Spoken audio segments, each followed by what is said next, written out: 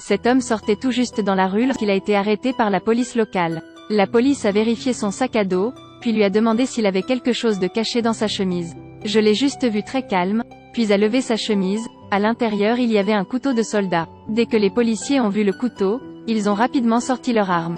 Après qu'il ait remis le couteau à la police, les deux l'ont immédiatement menotté. Alors les deux policiers ont vu qu'il n'y avait personne autour et ont levé un bâton pour le battre. Ce n'est pas une personne normale.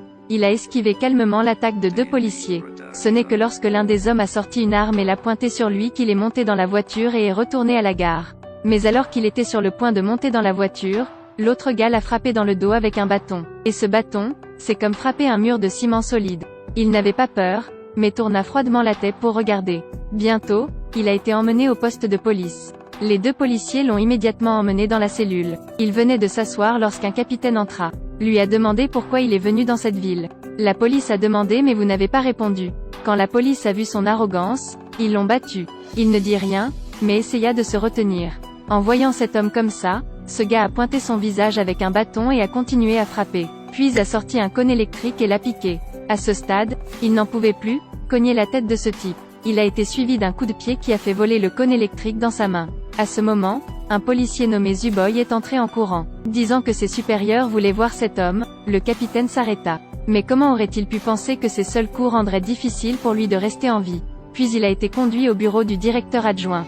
Le directeur adjoint lui a demandé ce qu'il a fait avec un gros couteau dans la rue. Avant qu'il ne puisse répondre, le major de ce commissariat est entré. Il regarde les papiers et apprend que l'homme s'appelle André, un commando à la retraite. Le directeur a ordonné à ses subordonnés de rendre les affaires d'André et de le libérer.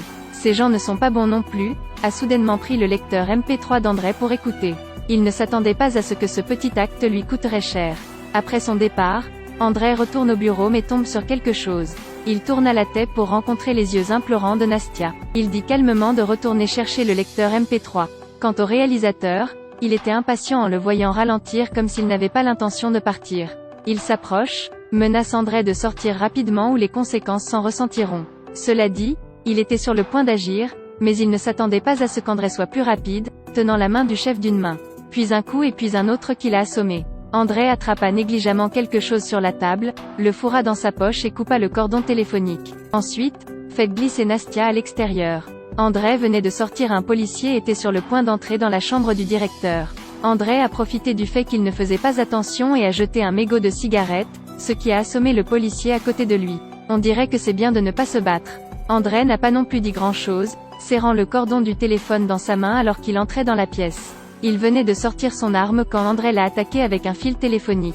Ensuite, il y a des actions avec des compétences spéciales. La frappe rapide d'André a effrayé Nastia à côté d'elle. Et André a tranquillement sorti les armes, a déchargé toutes les munitions et a conduit Nastia à l'extérieur.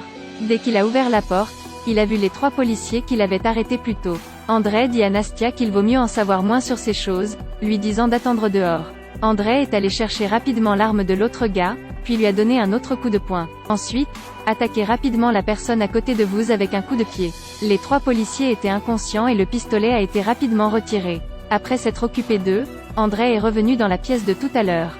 Le policier, voyant qu'il n'était pas le type qu'il était, a sorti un bâton électrique et a voulu frapper.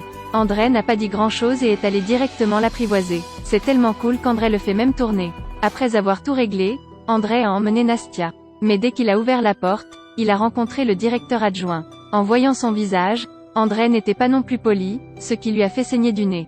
L'attaque d'André est si rapide que même ma critique ne peut pas suivre. Les deux sont rapidement sortis de la porte. Dehors, André est resté très calme, a salué les deux policiers à l'extérieur, puis a tranquillement emmené Nastia. À ce moment, le capitaine s'est réveillé, a immédiatement pris la radio pour avertir l'extérieur d'arrêter rapidement André. Quant à André, il voulait emmener Nastia avec lui, mais elle avait trop peur pour le suivre. André a rapidement volé une moto et s'est précipité vers la montagne. Lorsque la police a vu cela, ils les ont immédiatement poursuivis. Je veux laisser André casser les os et la chair. André à l'avant a couru comme une mouche, le capitaine à l'arrière a tiré un coup de fusil. André conduit très cool, esquivant toutes les balles. La police à l'arrière suivait toujours sans relâche, André accéléra l'accélérateur. Ensuite, le capitaine ci-dessus a essayé de tirer sur André, mais malheureusement, l'arme était à court de munitions. Il a immédiatement sorti son pistolet, mais André a pu se cacher avant cela. Il a toujours poursuivi et tiré, mais n'a pas touché un seul coup. André est monté dans un véhicule de construction, heurtant directement la voiture de police. Il a paniqué, a rapidement dit à ses subordonnés de reculer rapidement la voiture. Au moment où les deux hommes reculaient dans la rue, un camion s'est précipité sur eux et les a heurtés. Leur voiture a explosé tragiquement. Puis André monta sur la montagne, jusqu'à une maison délabrée. Là, il trouva une boîte d'allumettes et une boîte en fer. À ce moment, je n'oublie toujours pas de regarder le beau visage. Puis il trouva la corde et le clou. André a utilisé de la ficelle pour envelopper les clous sur le bâton en bois, ce qui en fait une arme simple. Mettez-le ensuite dans les arbres et le sol et continuez à explorer la route. André a de nouveau choisi les longues branches, en utilisant des couteaux tranchants pour fabriquer des pièges. Puis André a vu une petite maison en bois dans les bois. Il a cassé la serrure pour entrer dans la maison, il a cherché tous les objets à utiliser. Le plus important est qu'André a trouvé une cave ici, et c'est grâce à ce sous-sol qui lui a sauvé la vie. La scène change au coucher du soleil.